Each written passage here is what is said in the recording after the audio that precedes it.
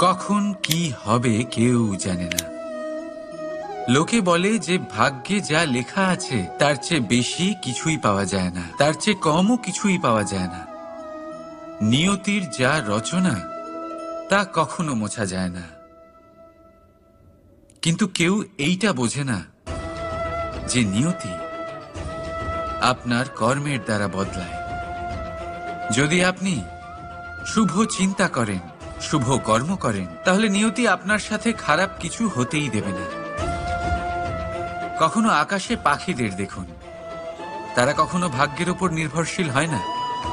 যতই ঝড় আসুক, যতই তীব্র হাওয়া দিক, ঘুরতে থাকে, একটা জিনিস জড়ো করে নিজের সৌভাগ্য, নিজের বাসা নিজেই তৈরি করে। নিজের সন্তানের জন্ম দেয়, তাকে লালন পালন করে, নিজে